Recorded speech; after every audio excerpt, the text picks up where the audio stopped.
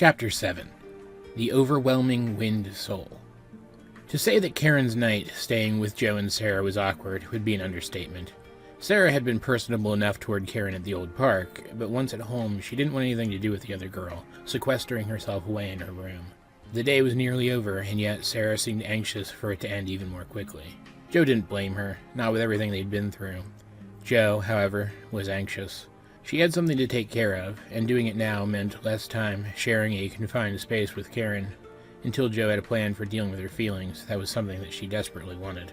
Joe's mother, Shannon, was out running an errand of some kind, so Joe couldn't explain Karen's presence to her with the agreed-upon lie that Karen was a friend of Joe's staying the night. Worried that Shannon would return before Joe had made it back, she got Sarah to commit to explaining things to their mother in her place, should the need arise. Then, immediately, she shadow-stepped away toward Wilson's dojo. With everything that had happened, Wilson was owed an update regarding the situation. When Joe arrived barely a minute later, Wilson was seemingly waiting for her, watching the door expectantly when she stepped through it. He sized her up and said, "I hope that's the same blood from before." Joe was momentarily confused, and then she remembered the blood stain on her shirt. It had slipped her mind completely. She assured her friend that it was the same blood, that she was all right, relatively speaking at least, and filled him in on what he didn't already know. Wilson nodded as Joe finished her story. He paused for a few long moments, and then said the last thing that Joe had expected. "I didn't want to get any of your hopes up," he told her, "but I had hoped that this was the case." "You thought they might be defecting? That they might have a plan to fight back against their leader?" Joe clarified. Wilson nodded. "Some of his best people leaving his ranks was one of the precursors to his last defeat, when his soul was injured. Ever since you told me that Karen, Monty, and Lawrence had gone rogue, I've been wondering if this might be an example of history repeating itself. Do you think this is a good idea?" "I think it is an idea," Wilson replied. "One that could possibly work, which is better than no idea at all." There was another pause, and then Joe smiled. "Okay then," she said. "If this is the best plan we've got, then I'm going to run with it. I'm going to believe in it, and I'm going to make it work if it's the last thing I do." Wilson was taken aback. Then he laughed, saying, "If anyone else had said that, I'd call them cheesy. But coming from you, Miss Seeger, I believe it." After her conversation with Wilson concluded, Joe fished through some spare clothing that she kept stashed at the dojo. She found a t-shirt that wasn't covered in dry blood and took it into the bathroom in the back of the building to change. As she stripped the bloodied shirt away, Joe felt a sharp pain in her abdomen. She thought at first that it was from the stab wound, but when she looked, she was surprised to see two large bruises to either side of her new scar. She wasn't sure where she'd gotten them, but they weren't serious enough for her to worry about. She summoned up her healing aura and kept it up while she pulled the clean shirt on, and by the time she passed back through the front door, the bruises had faded. With Shadow Step, Joe was home before she knew it. She'd managed to inflate her own confidence with her brief but rousing little speech. So when she arrived at the front door of her house, she decided then and there that she wouldn't let things become tense between herself and Karen, just because she didn't quite know how to talk to the other girl yet. Joe had noticed upon her approach that her mom's car was back in the driveway, meaning that Sarah likely had already given Shannon their excuse, leaving Joe with one less thing to worry about. With a deep, collecting breath, she swung open the door and stepped across the threshold. "Joe?" Shannon called from the living room as she heard the front door open. "Yeah, Mom," Joe replied. "It's me." She walked into the living room and leaned against one of the chairs, facing her mom, who was sitting in another chair across the room. "I hear from Sarah that you have a friend over," Shannon told her. For just a moment, Joe felt a wave of tension roll off of her mother, as if she were extremely uncomfortable about something. But a moment later it passed, with Joe having barely made a note of it herself. "Yeah," Joe explained. "Her name's Karen. I told her she could stay over. Is that all right?" Shannon paused for a moment, not meeting Joe's eyes, and then replied, "I'd appreciate a little more notice in the future, but yes, your friend can stay over tonight." "Thanks, Mom," Joe said, relieved, but still anxious to end the conversation before Shannon could ask any more questions. "And sorry for not telling you sooner." She straightened back up and walked toward the stairs. "I'm going to go up. I'll see you tomorrow at your lesson with Kimmy." "Good night," Shannon called after her daughter. "Good night," Joe agreed, and Shadow stepped instantly to the top of the stairs. Another regular step, and Joe was at her room. She opened the door more slowly than usual, though she wasn't really sure why. As the interior of the room came into view, she was surprised to see that the light was on. She didn't usually bother with it, and it made the whole room feel much warmer. It also gave her a clear look at the room's current occupant. Even though she knew that Karen was waiting for her, Joe was momentarily surprised to find the other girl there, standing in the center of the room, looking at something in her hand. Joe recognized it as the sheet of paper where she'd scribbled out a possible logo for her team, a spade layered together with a heart and a pair of crossed swords. When Karen heard the door open and Joe step inside, she placed the sheet of paper back down on Joe's desk and turned quickly, happy for something else to occupy her mind. "Hi," she said with a smile. "Hey," Joe replied. "I met your mom," Karen told her. She almost had a freak out when she saw a stranger in the house, before Sarah explained things. Her smile shifted from generally friendly to the kind of amused and confident smile that Joe recognized from their encounter 2 months ago. "I knew your mom was supposed to be strong. I didn't expect her to be that powerful. The energy she gave off when I startled her was almost overwhelming. Think she'd agree to spar with me sometime?" "I doubt it," Joe answered. "She's never really been interested in fighting. She mostly trains fighters and works on improving her healing skills. But you can ask her sometime if you want, since you'll be in the area for a while." "That's all right," Karen conceded. "As I am now, I doubt I'd stand a chance against her anyway." Joe laughed when she heard that. "She's not that strong." "Oh," Karen insisted, "I'm not too sure. She's one of the only 3 people outside of the Soul Takers who's ever worried me. Your teacher, Wilson, was one of the others." Joe stopped laughing, considering that seriously for a moment. That seemed odd. Karen's trio had operated all over the region, maybe even the country, for years. It was weird that the very first fighters who had ever worried Karen in all of that time were people that Joe knew. Before Joe could think about that too much, though, she remembered the rest of what Karen had just said, or rather the rest of what she hadn't said. "Wait," she asked, "you said there were 3 people, but then who was the 3rd? Karen met Joe's eyes, gave her a roguish, sideways smile and an appraising look that shook Joe to her bones, and said, "You." There was a pause where Joe wasn't sure what to say, hoping desperately that her cheeks weren't as red as they felt, and then the moment passed and Karen asked, "So how are we going to do this?" "What?" Joe stammered, flustered. "How are we going to sleep? You have a spare room or a couch or something?" Joe replied, thinking fast. "You can have the bed. I have a sleeping bag in the closet for when Tucker stays over." "So you and Tucker?" Karen asked Joe, smirking at her. "When he stays over, he literally just sleeps over?" "Yeah," Joe told her, thankfully still too flustered to pick up on what exactly Karen was asking her. If she had, it only would have shaken her up more. She also didn't quite notice that Karen seemed pleased with the answer. "All right," Karen announced, and she hopped elegantly onto the bed and fell prone. Before their conversation even had the slightest chance to continue, she turned onto her side, facing away from Joe. Joe took this as a sign to unroll the sleeping bag and turn in herself. After all, they had a big day of scouting for ancient soul bearers tomorrow. "That's your cousin?" Karen asked. "That's right," Joe beamed. "The one you described this morning as a genius fighter." "I said savant, actually," Joe reminded her, relishing in how thoroughly she had surprised her companion. "Her name's Miranda, but we call her M. She isn't a great martial artist, yet, but that's at least partially because she's never really needed to be.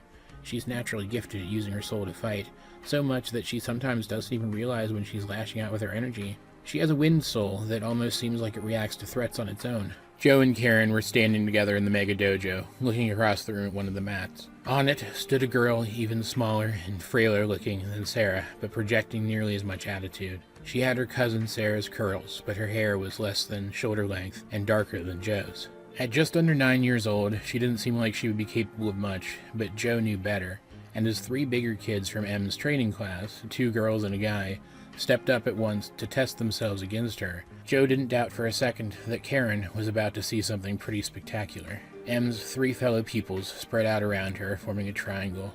Despite that they looked to be at least 3 years her senior, they gave each other nervous looks. M didn't even look at them. She seemed completely unconcerned. When the trio advanced, M shifted her stance around to avoid their initial attacks, but rather than attack back, she gestured almost imperceptibly with her fingers, and all 3 of her opponents were swept off of their feet and sent flying off of the mat, tumbling along the ground. At Joe's side, Karen frowned and looked at her left hand, where she held one of the silver rings that she and her friends had stolen from the Soul Takers. She'd transplanted it to a silver chain necklace, so she could wear it without it being on her finger. "When I saw that she was about to fight," she explained, "I hoped that I'd be able to get a scan from that, but the fight was over too fast. One of us will have to fight her." "I can do it," Joe suggested. She'd fought M before and knew what her youngest cousin was capable of. "No," Karen protested, "I've got this. I want to see her soul up close anyway." She walked up to the mat where M was still standing, hands on her hips, and asked, "Hey kid, you taking challenges?" M looked at her, and her apathetic gaze was quickly replaced by a more focused one. In addition to M having a natural ability to control soul, she was also gifted at sensing soul in others. She could tell immediately that Karen was strong, and very likely even had an idea of just how strong she was. She sized Karen up for a moment and then took notice when Joe stepped up to Karen's side. "Is she a friend of yours?" she asked Joe. Yeah, Joe replied without even thinking about it. Karen seemed surprised, smiling, but she didn't say anything. Is this my audition for the Dueling Hearts? Em asked. It is, Joe stated simply. Then yeah, okay, Em answered. She stretched a little as she backed up to one end of the large workout mat. Karen stepped onto the opposite end, cracking her knuckles. Energy sparked between her and Em, and the heart-to-heart began. Karen surged forward so immediately that she left a latent image of herself behind. Joe could barely follow her movements. She was in top form, but before she could get more than a couple feet, she was knocked back and up into the air by a blast of wind that emanated from the area around Em's body, charged with and made visible by Em's bright green soul. Em turned in place, slinging another blast of wind at her ragdolled opponent, making to knock her out of bounds in only 2 moves. But when the second burst of wind struck Karen, she disappeared, revealed to be one of Karen's illusory copies rather than the original. In the same instant, Karen flickered into view behind Em, towering over the much smaller girl. Her fist was drawn back to strike, but when her attack was only an inch or so from making contact, another burst of wind rolled off of Em, sweeping Karen to the side. She fell, but sprang back up immediately and renewed her attack. Em gestured once again, and another burst of wind swept toward the approaching Karen. It hit and passed right through her, revealing her to be another illusion. Meanwhile, the real Karen attacked from the opposite direction, but Em felt when Karen's appearance displaced the air, turning and gesturing again. Another burst struck Karen, but once again, Karen had replaced herself with an insubstantial copy. This kept up for a few more rounds. Karen would attack, and when Em moved to counter, she would create a new illusion somewhere else and switch places with it to avoid being knocked around. She was moving faster than Em, but Em hadn't had to move from her starting spot all match. She hadn't used much stamina at all, where Karen very definitely had. Still, Joe could tell that Karen was holding back. She couldn't create an illusion literally right next to her opponent. Em's soul would interfere with its formation, but she could spawn an illusion much closer to Em than she had so far, and slip inside her guard, scoring a hit that would almost definitely win her the match. Joe sometimes used her shadow step the same way when fighting Em, and it had even almost worked a few times. She could also call upon her silvery aura if she needed to increase her speed dramatically. Instead, after a few minutes or so of probing Em's wind blast for a weakness, rather than create one illusion to switch into, Karen created a dozen that were spaced equally around Em. Joe recognized this technique. It was Karen's signature, a technique that allowed her to attack multiple times from multiple directions in only about a second by switching places rapidly between all of her illusions in turn. Illusion barrage, all of the Karens declared at the same time, and they moved forward, each just a fraction of a second behind the one before them. Em looked from one illusion to the next in turn and forced her soul and her life energy to mix, generating enough soul to conjure up a miniature cyclone that spread out from her body, knocking all of the approaching Karens away.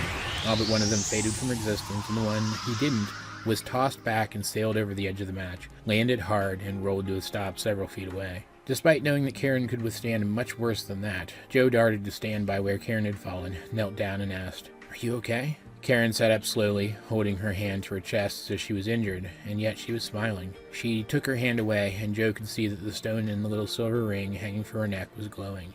"Does that mean?"